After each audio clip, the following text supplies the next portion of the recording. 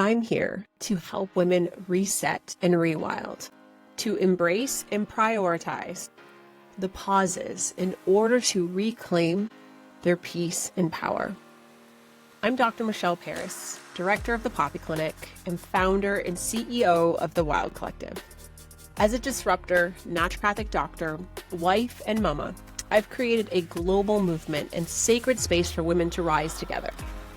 Here, you'll break through limitations, romanticize your life, and unlock the magic of your divine feminine power. My life's work is rooted in community, lifting women into their most powerful, authentic selves, while empowering clinicians to elevate their practices with a transformational, community-driven model.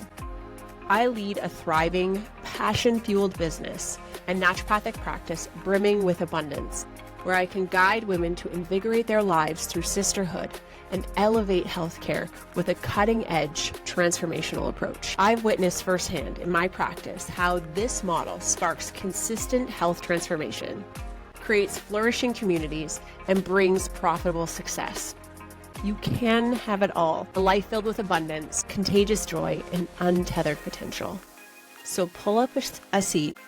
It's time to pour into yourself and tap into your intuition and design a life that's wild, free, and uniquely yours. And I'm going to show you how. This is Wild Medicine. All right, welcome back to another episode of Wild Medicine. I am your host, Dr. Michelle Peris, and I have a great episode for us this week. This week, a lot has happened. My son graduated primary school, like what's it called? Elementary. I'm from Calgary, Alberta, and so we had elementary, junior high, and high school, and you guys don't here in Ontario. So primary, elementary. He's going off to high school next year. It has been a wonderful time of celebrations. We have birthdays back to back. All of our birthdays are 5 weeks apart. There's just so much to celebrate, so much goodness. I feel incredibly blessed. Things have been super abundant at the clinic, and yeah, I am beyond grateful. In the mix of everything going on, as I said, we all had our birthdays, and I turned 44, and I would have recorded this sooner. However, life was lifing, and I gave myself permission to just enjoy the moment, which is relatively new for me to be able to do that and not feel like I have to do all the things that I've committed to because I said I would. In theory, that's a really nice thing to do, but that's also how burnout happens. And what kind of leader would I be in this arena if I was unable to care for myself the same way I would recommend my patients to care for themselves? So here we are, sometimes sporadic with episodes and sometimes late on doing certain episodes. So I always like doing a birthday reflection podcast episode because as another year goes by, you're just reminded of how much wisdom you get to obtain, that you are blessed with another day. Not everybody is. And it is an absolute blessing to be alive.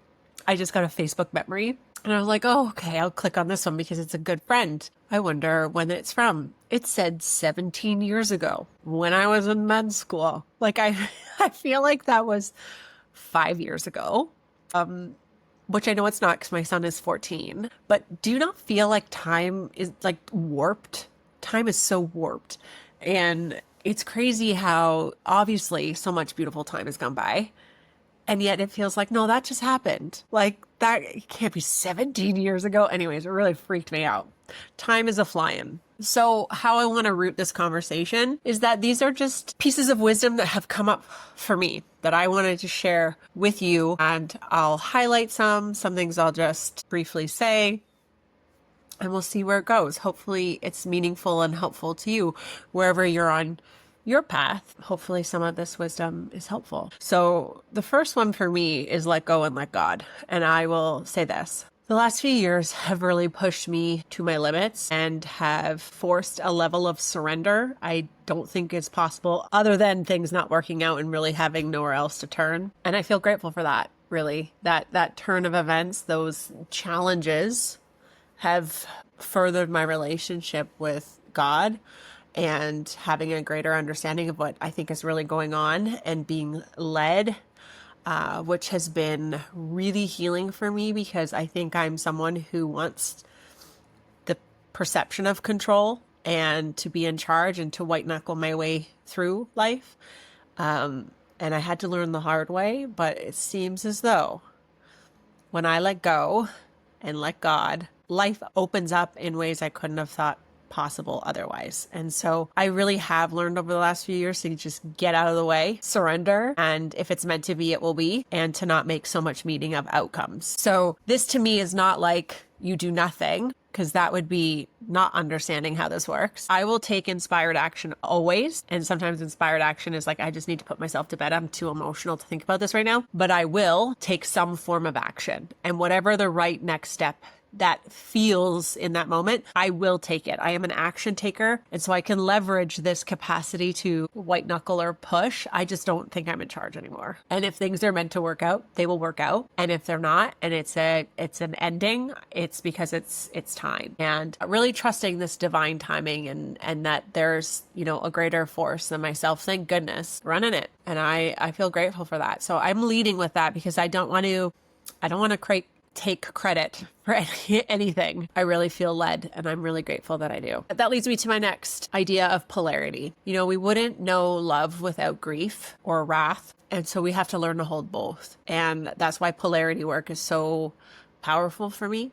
Because of course we all love the idea of love, but no one wants to feel grief. No one wants to feel heartbreak. No one wants to feel sadness. No one wants to feel wrath, right? But you wouldn't be able to appreciate love without knowing its counterpart. And so both are necessary. Both can be beautiful. Both can be potent motivators for change and transformation. And so to acknowledge how important both are in our expansion or ascension journey. Next is coaching. I find myself back in a coaching container this year, and I'm really grateful for it. I was out of coaching for a few years, in coaching for many years before that. And for me, it's undeniable. You get better results when you are being coached. I think it's about how we show up. It's who we become when we invest in ourselves in that way. So for the women I serve, gratefully, it's, they invest in themselves in a wild circle. And I think it helps them raise the standard for themselves. They're choosing to be invested in something. And I choose to be invested in containers that raise the standard for me, that help me level up, that help me be chiseled into the best version of myself. So it's not that this person has the next greatest, best thing. I am very intentional about who I choose as a coach these days. Learned a lot, but it has been instrumental in my growth for sure. Consistent work over everything. I had a coaching client this year, and I remember her and I talking, and she had this perfectionistic good girl complex, as many of us do. And I remember saying to her, like, a lot of your work is going to be mediocre. Can you just let it be mediocre? What I mean by this is, I think for a lot of us, the pressure of it being perfect is why we never start or see something through. When we can accept that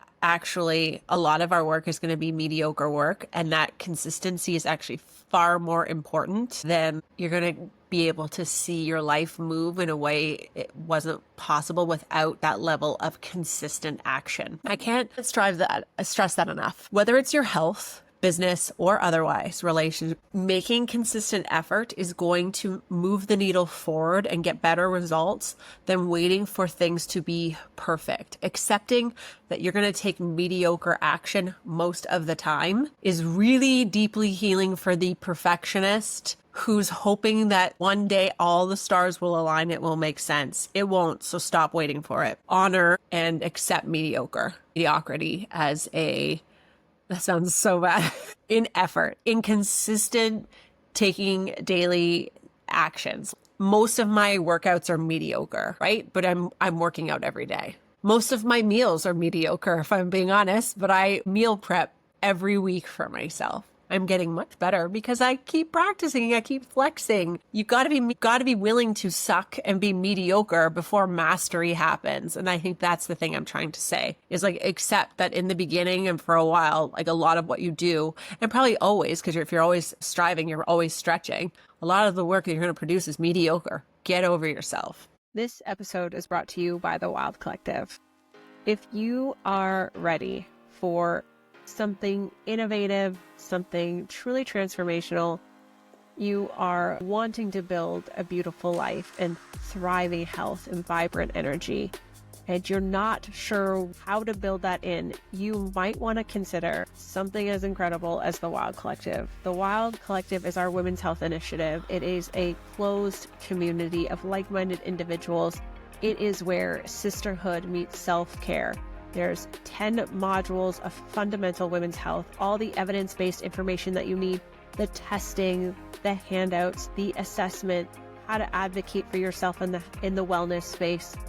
Also, what natural and integrative approaches you can consider for any age and stage in life. And being that it is part of a community, you also get this beautiful experience of meaningful connection, conversations that matter, and truly up-leveling your life. So if you are ready to take on something totally transformative and fun, then please go check us out at The Wild Collective. So that's the-wild-collective.com.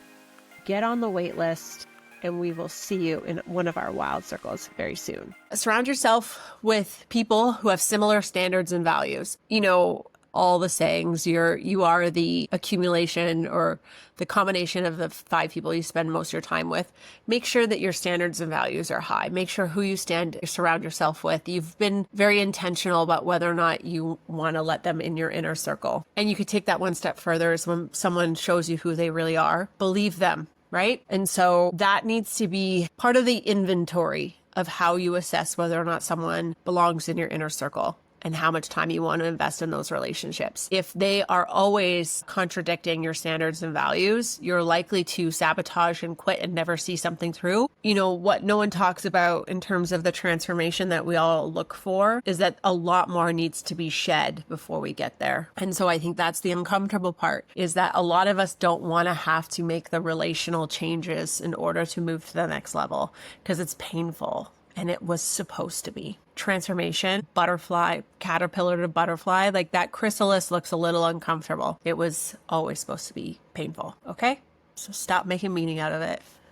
Follow the breadcrumbs. I love this. This is it's going back to number 1, let go and let God. There are breadcrumbs. There are always breadcrumbs. Follow them, right? So like you take the necessary action, you take the action that you think is the right step, and then you will see, like, do you need to course correct, or did that feel very coherent? And that will be affirmed through whatever shows up next. And you just keep following the breadcrumbs.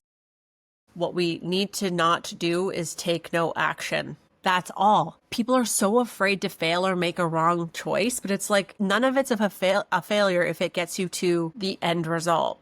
The only failure truly is quitting. Quitting was the wrong answer. Anyways, that's you know what I mean. But follow the breadcrumbs. Right? Go take the next step, see what happens, look at the breadcrumbs, go at the next step. Like it just becomes really, really obvious. Find the laughter and don't take yourself so damn seriously. As someone who can take herself very seriously, this one is for me as much as it is for you. I love to laugh. I love to find the humor in things. I love being around funny people. I love that my kids have a great sense of humor. My husband is really funny. I can be funny at times. They're really funny. My son wrote us a letter for graduation, which was obviously initiated by his teacher. He didn't do that on his own volition, please. And I made a joke with him, like, there better not be generic stuff in here. Like, I hope it was like real. And it was the most thoughtful, funny letter. I loved it. He was totally razzing us and being playful. And I love that I've raised a human that is really, really funny. 2 of them. Laughter is really, really important. You really love, I'll say this in my 44 years of wisdom, my husband really lives by this, not taking anything too seriously. Of course, we all can, we're human, but he really does his best to inspire this in others. And so we have signs all over the house, maybe one. He'll correct me if he ever listens to this. He won't, but if he does, that say like, if something offends you, please tell us. We could all use a good laugh. He's wears shirts that he's made himself that say not offended. He really lives by like, you really can't take these things seriously. You really have to find the humor in things. And you know, the second you take things really seriously, like life loses all life force. It just gets really heavy. And who can be down with that? Like that just is not fun. I will say I'm very proud that everyone who comes and hangs out with us, family members, always say that they love being in our home because it's so much fun. And it's not always fun, of course, but it is a lot of fun. It is a lot of fun. So not taking yourself too damn seriously, seeing the humor in things, finding laughter, again, is really, really important. And I can say that this is really extended in my children. One is that they really don't take offense to much. They've got great senses of humor. They can definitely be teased. And like, I'm the most easily offended in my home. And when it came down to how that shows up. Like, I think that does build emotional maturity. And for my son, he won an award. He won the team player award. I think he just is a team player. He doesn't take too much personally, and he's very collaborative. There can be a lot of girl drama around my daughter, and what has always been mirrored back to us about her is her capacity to not take things personally and to not see it in an offensive way. It's really hard to trigger her because she doesn't see it that way because it's just not where her mind defaults to. And that is a really cool, when you see generational healing of these things, you're like, gosh, this is so amazing. Like, this is why this is really important, right? Because they get to rewrite a different script because it's just not what it was for me. Like, they are truly very inspiring humans. Not glamorizing alcohol. This has become more and more important to me as I'm stepping into being a mother of teenagers. We have addiction in our family. I'm super conscious of that. There's all that data around alcohol really being a poison, and there's really no healthy amount that's health promoting, which bursts a lot of people's bubbles, especially because wine culture and wine mummy culture is so normalized. I'm here to say that I've really chose a very different stance, and actually I've stopped drinking. I've really lightened up my alcohol consumption over the last few years. Last year probably had very little, except for maybe some social engagements, and I've now since stopped. I just, not even in social engagements, am choosing to drink. I don't want to glamorize it. So there's the obvious health benefits, but I'll tell you my motivating decision factor is that I don't want my kids to think it's cool. And I'm nervous to say it because I don't want to hear people be like, of course they'll fail, like, of course. But I hope my children choose abstinence as the option that they navigate with. I know alcohol consumption and well, I don't know about drugs, but alcohol consumption is definitely down in our youth. Social media and all these other things are up. So it's like, I don't know, you trade one bad thing for another. I'm not sure what's better or worse, but I hope my children don't try, because I don't want to find out that they are very attracted to it in a different way because of the propensity to addiction in our family. I don't. Anyways, I'm publicly saying that, and I am publicly making a stance like it's not that cool. And that's what I'm putting out there. And it's vulnerable to share because, yeah, it just is. But that's the stance I'm taking for my children, and I'll report back. I don't know how it's going to work, but that's how I'm navigating that. And so I've completely stopped. Discernment with tech use, monitor, and safe use. So this all is coming from, my gosh, holy Hannah, having a teenager and having to make different decisions than raising infants or toddlers. My son got a phone this year, and it's like they exist in a world where they'll never not know what it's like to have a cell phone. It's just part of their world. And having a high level of discernment. You know, my husband did a ton of research. My husband is really anti-tech, really anti-phone, no social media, nothing. And I love that. I respect it. I don't follow, but I respect it. And I appreciate that in my home because I think it helps give me a healthy balance. Although the message is often delivered in a very strong manner, I do respect it. They live in a world where this is a part of their world, and we have a job to help them use it with a high level of discernment and intentionality.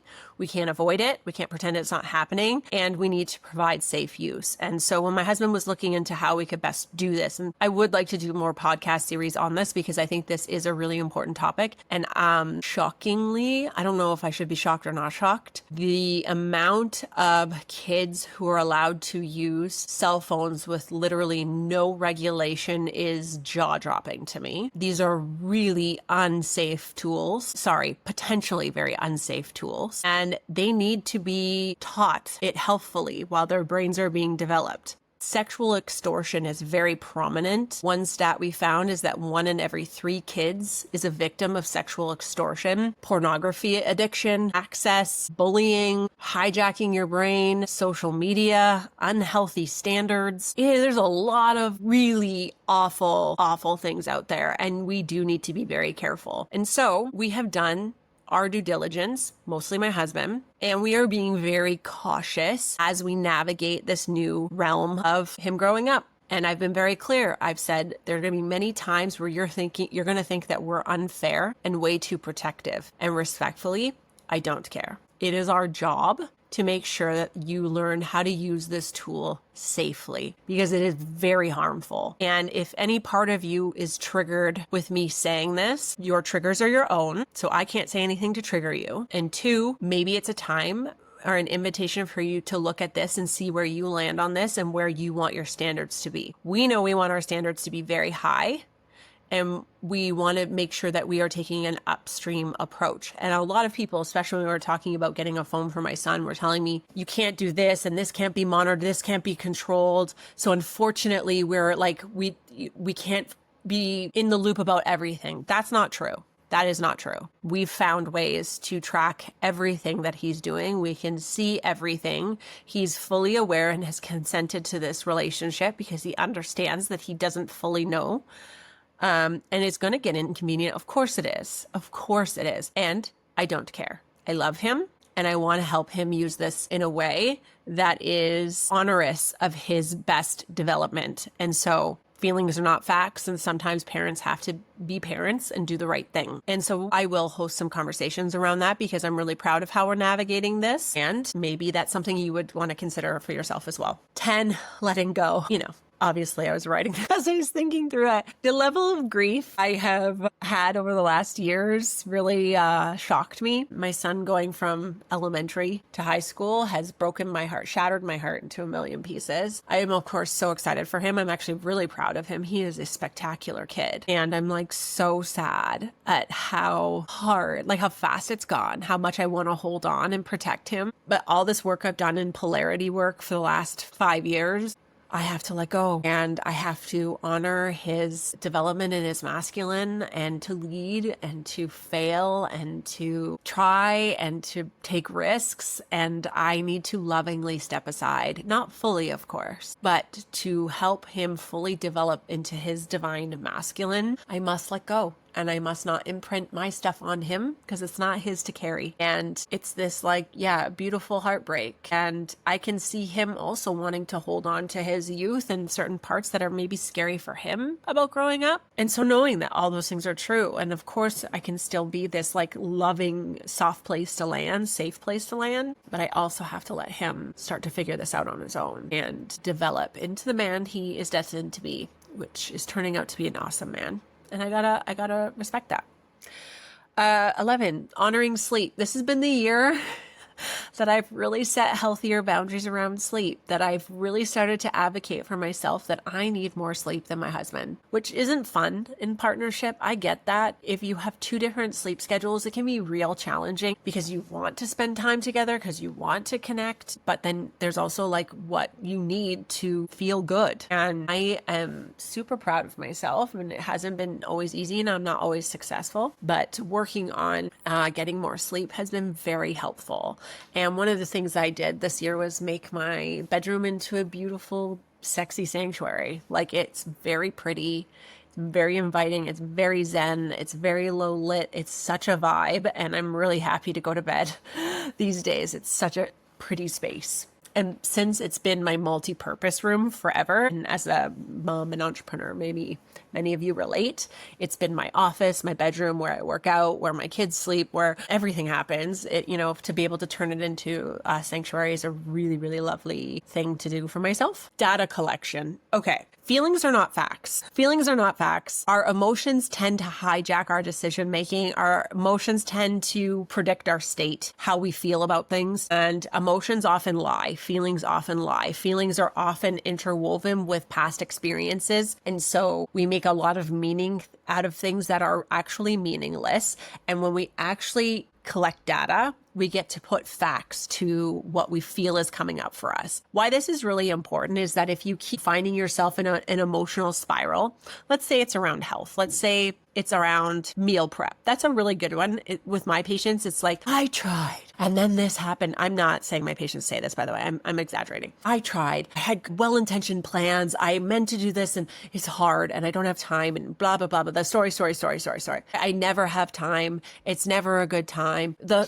The dramatic stories we weave because our feelings have hijacked. when we actually say, my coach says this to me all the time, why don't you collect some data to see if there's any truth to that? Because it's come to my attention from my family. I'm very hyperbolic in my vocabulary, and I am. I would rather tell a funny story with dramatic language than make it fully about fact. Like, I like to enhance things. I really like to make people laugh. My husband doesn't like that. So I can be hyperbolic. And so I can be like, this never works. I can say that. And my coach will be like, well, cool that you're saying that, but is it true? So why don't you just data collect right now? And same for my patients. And this has actually been very helpful because let's put this in a tangible way that my patients would understand. When we are looking at just body weight to assess transformation, it's a really, really poor marker of health and body transformation, right? Weight is such a basic number. Really, it should be totally irrelevant, to be honest. But when my patients, they'll be panicked in maintenance and their weight has gone up a couple of pounds, but they're doing all the right things. They're eating the protein, they're strength training, all the things. They're like, this doesn't make sense. When they step on the embodied composition analyzer, and now we're looking at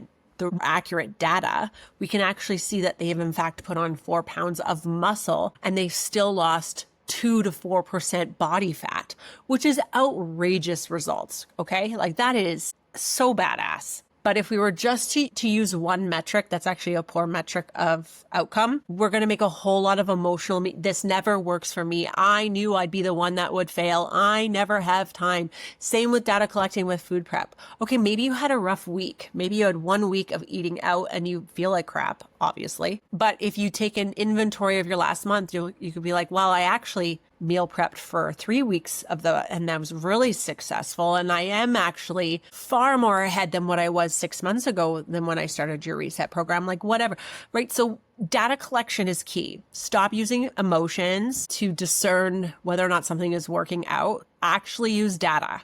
Okay. Full stop. Okay. We get it. It is super confusing to figure out how you should be eating, and you've probably been hearing a lot more about increasing your protein consumption. We've got you covered. If you are looking to understand how much protein you might want to consider, then please go check out our calculator. It will help show you what this looks like for your ideal body weight, what that looks like per meal and throughout the day, on days that you're strength training and on days where you're just a normal gal about the town. If you are looking to understand protein a bit better and want to bring that conversation to your regulated healthcare professional, then please go check out our calculator online in the show notes so that you can have a more strategic approach to your nourishment and to your protein levels. Your future self and vibrant energy will thank you.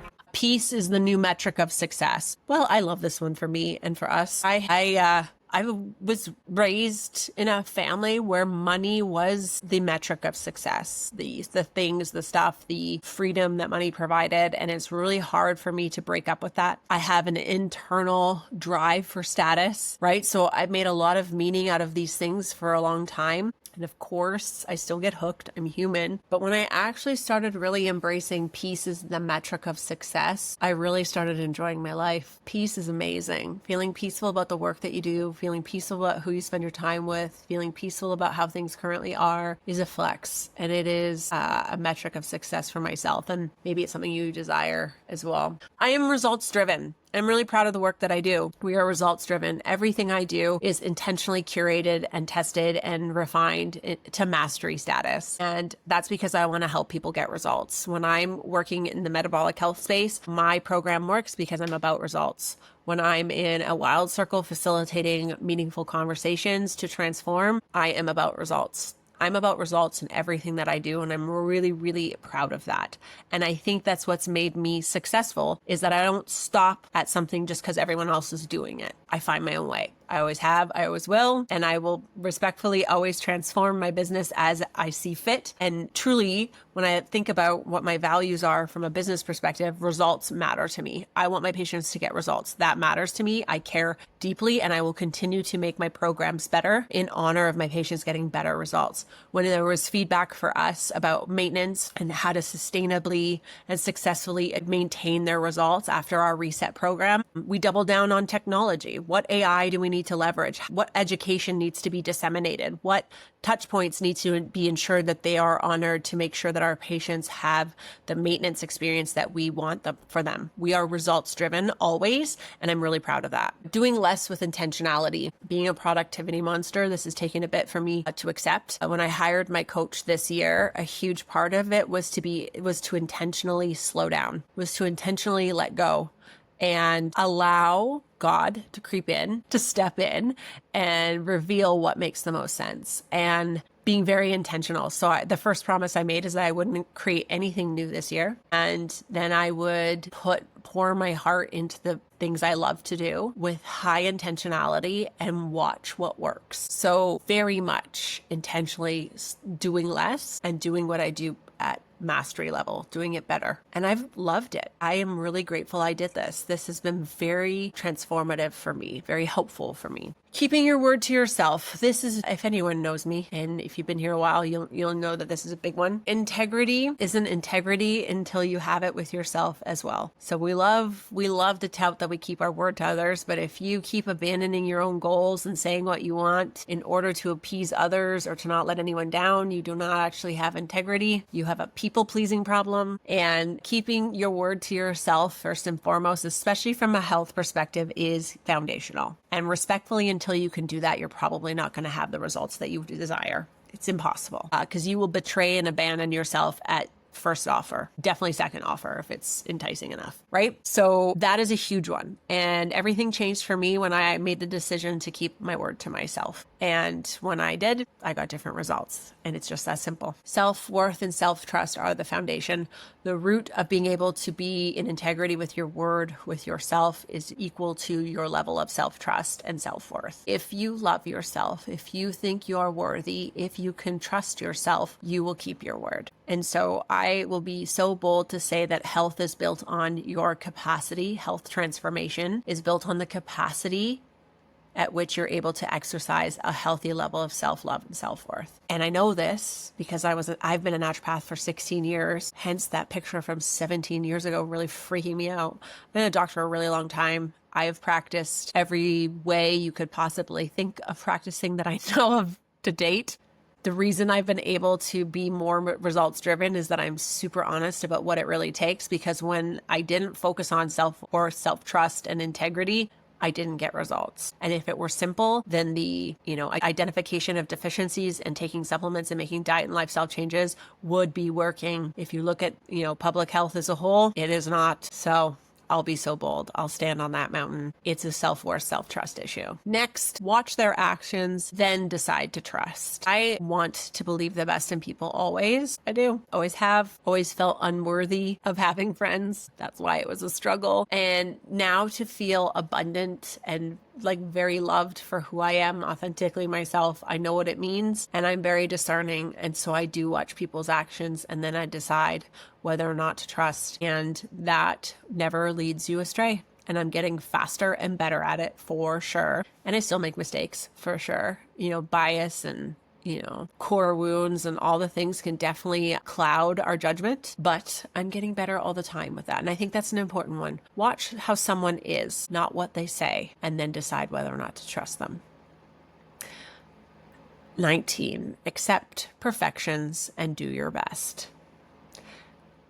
I think we struggle with the concept of not being perfect, and we struggle to take action because we're afraid of taking imperfect action. When we can get cool with mediocre, when we can get cool with things being imperfect, messy, just okay, then we really free ourselves to not have to live at a standard that is completely created, not real, and allows for room to make mistakes. The level of apology I see in a wild circle for the emotions, for not doing something the way they felt it should be done, for oversharing, taking up too much space, talking too much, not talking enough. We have put such unachievable standards on ourselves that we are afraid to fail. And so we tend to not take action because the idea of failing is so uncomfortable and painful. We just do nothing. When you can actually accept imperfections and do your best, that action is rewarded. Action is actually what builds momentum, motivation, and courage. Motivation is not real. You will never wake up with motivation. You're never going to be motivated to work out. You are never going to be motivated to quit the job or start your own side hustle. You are never going to be motivated to meal prep, okay? It's action. That is the only way through. And so imperfect action is way better because motivation is not a thing. Get over it. Do Monday things on Monday. This is one of the things my coach gave me that I'm really grateful for. Doing Monday things on Monday means this: stop getting ahead of yourself. So many of us recovered perfectionists, high achievers are like, but it's supposed to look this way and I should have done this and in 5 years it's going to look this way. And we spiral and we future trip. And respectfully, that is just going to make you feel high emotions, get hooked to the story, and make you paralyzed in fear. When we do Monday things on Monday, you live your life with a level of freedom that you can't possibly know what tomorrow holds. And all you can do and all you have control of is what you have in front of you today. So doing Monday things on Monday is like, okay, I said I was going to make the ground beef so that I had meat for the week. I don't know what Friday holds, but I committed to making beef today. So I'm going to make beef today. I'm feeling really tired. I had a late night last night. I don't know what that holds for tomorrow or the next day, but I can put myself to bed earlier today, right? So you do Monday things on Monday and stop future tripping. That has been one of my favorite statements as of late. I really, really appreciate that wisdom. It's helped me immensely. As a perfectionist who wants to have all 80 steps laid out, even though that's impossible and such a lie, this has been very helpful. Like, what can I do today? And I'm just going to do today things, and the rest will take care, it will reveal itself tomorrow. That's the breadcrumb thing. 2, create your own beauty. In Wild Circles, one of my biggest goals for women is to create their own beautiful life by their own terms, by their own definition. And for me, it means waking up and having a reverence for what is. And I think when we stop chasing success, stop chasing the things, stop caring about the things of this world, and we can just be in the present moment, we start to see the sunrise and see the stillness or the quiet in your home, or the peace or the health that everybody has, or the safe and comfortable bed that you reside in, and your garden growing in absolute perfection at the perfect rate. And all these things just become so colorful and there's brilliance in the present moment. And I think this is really that contentment and satisfaction piece, is that when we live in that space, we feel deeply contented by our life. We feel deeply satisfied because we're like, how could it be any better than this? I wake up beside my husband, who I adore, who I think is a wonderful person and father. I have a really comfortable bed that I was able to buy myself this year. I have this really beautiful bedroom and the light is coming in, but I have blackout blinds so I can sleep really well at night. I have this beautiful garden that I keep advancing and growing every year, and I have friends that I really admire because they're growing really cool stuff and I'm learning from them. I then go to work and I work with women who inspire me on the daily. I'm so blessed that I get to do this work, that I feel like what I'm doing is actually helping them. I get to sit in Wild Circles and be witness to some of the most beautiful conversations and transformations I've ever seen in my life. Who's got a better life than me? Maybe by other people's standards, a lot of people, but by my standards, I am living a beautiful life, and I couldn't see it until I could be present. And so that's what that means for me. I'm going to end part 1 with this. Messages need to be repeated regularly. So whether you're a clinician or you are someone on a health journey, you can't just hear something one time and think it's going to be integrated. And this is the difference to me between intellectual wisdom and embodied wisdom. Intellectually, we can read something and we're like, yep, that makes a lot of sense. That was a really good piece of advice. I'm really glad I learned that. It's a whole other thing, and it probably needs to be heard on repeat before you actually start embodying that wisdom. Instead of just intellectualizing it and being like, yep, that makes sense. It's how you live. It's who you are. It's how you show up. And I can see the difference between someone who intellectualizes information and cerebrally gets it, and a woman who embodies that wisdom. And let me tell you, embodiment is power. Embodiment is beautiful. Embodiment is inspiring, and it's what moves the needle forward. So don't be surprised if you need to hear messages on repeat before it becomes embodied. I hope you've loved part 1, and I can't wait to give you the next 22 on part 2. Until then, stay wild. Thank you so much for tuning in to Wild Medicine. I am so grateful to have you here, and I hope you're feeling inspired and empowered. If you enjoyed today's episode, please don't forget to subscribe and leave a 5-star rating. It helps us reach more incredible women just like you. And before you go, quick reminder, the information shared on this podcast is for educational purposes only and is not intended to diagnose or treat any medical condition. Please consult with your healthcare provider for personalized advice and care. And if you're ready to take inspired action and dive deeper into your own health journey, please visit us at poppyclinic.com. Let's rewild and reset your health together.